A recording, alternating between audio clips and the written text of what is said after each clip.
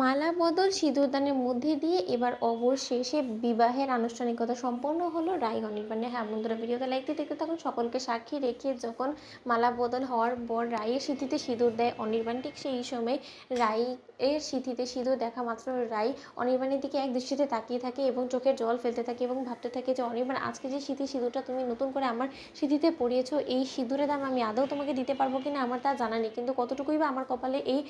সিঁদুর সইবে সেটাও আমার জানা নেই। কারণ যতবারই আমি আমার জীবনে সুখী হওয়ার কথা ভাবি ততবারই কিছু না কিছু আমার সাথে এমন ঘটেছে যার ফলে কিনা আমি আবারও তোমার কাছ থেকে দূর হয়েছি। কিন্তু এই যাত্রায় আমি তোমার সিঁদুর ছুঁয়ে আমি বলছি যে এই যাত্রায় কোনো মতে আমাদেরকে কেউ আর কোনোদিন আলাদা করতে পারবে না, সে যত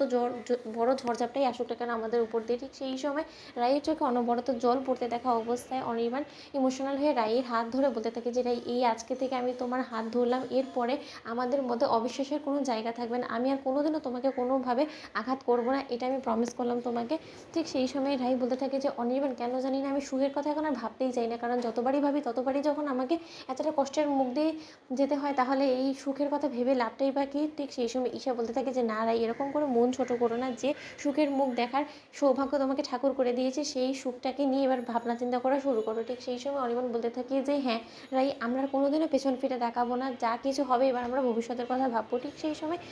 রাইকে আশীর্বাদ করে ঈশার শ্বশুরমশাই এবং শাশুড়িমা বলতে থাকে যে তোমরা খুব শীঘ্রই যাতে আমাদের প্রমোশন করতে পারো সেই ব্যবস্থাটা এবার কিন্তু তোমাদেরকে করতে হবে, সেই গুরুদায়িত্বটা তোমাদের উপরে দিলাম। ঠিক সেই সময় রাই মনমরা হয়ে পড়ে এবং বলতে থাকে যে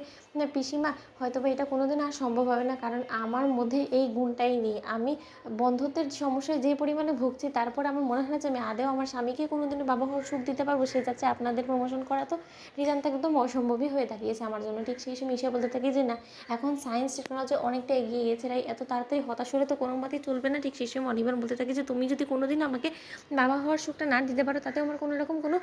সমস্যা নেই রাই, কারণ আমি শুধুমাত্র তোমাকে ভালোবেসে আমার গোটা জীবনটা কাটিয়ে দিতে চাই, আমি তোমাকে ছাড়া একদমই অন্ধ এবং অসম্পূর্ণ রাই, তুমি সেটা বুঝতে পারছো না। আমি এই হাত যখন একবার তোমার ধরেছি এই হাত আমি কোনোদিনও ছাড়বো না, সেটা আমাদের মধ্যে সন্তান আসুক বা না আসুক। ঠিক সেই সময় নীলাঞ্জনা ওদেরকে একে অপরের সঙ্গে দেখে জেলুই পড়ে ছাড়কার হয়েছে এবং বলতে থাকে যে যতবার রাই দিদিভাই তো সর্বনাশ করার চেষ্টা করে ততবারই তুই আবারও নতুন রূপে ফিরে এসে অনির্বাণ দাদাভাইয়ের সাথে আবারও তুই মিলে যাস, কেন এরকমটা হয় কিছুই বুঝতে পারি না, তোর হ্যাংলাম মুখে কোনোদিনও যায় না, নিহাতি তুই অনির্বাণ দাদাভাইকে পাগলের মতন ভালোবাসিস দেখে অনির্বাণ দাদাভাইও তোকে ভালোবাসে দেখে তোরা আবারও এক হয়ে যেতে পারিস, কিন্তু আমার কপালে এটা কেন হয় না আমি কিছুই বুঝতে পারি না, আমার মধ্যে কিসের এত কমতি আছে যেটার ফলে কিনা আমার বোন আমার প্রতি আকৃষ্ট হয় না, কি এমন জাদু করিস তুই ছেলেদের উপরে যার ফলে কিনা একের পর এক ছেলে তোর প্রতি পাগল হয়ে যায়, কিন্তু আমার প্রতি বিন্দুমাত্র কারো কোনো রকম কোনো টান থাকে না। তো বন্ধুরা, ভিডিওটি ভালো লাগলে লাইক এবং শেয়ার করে সাবস্ক্রাইব করতে ভুলো না।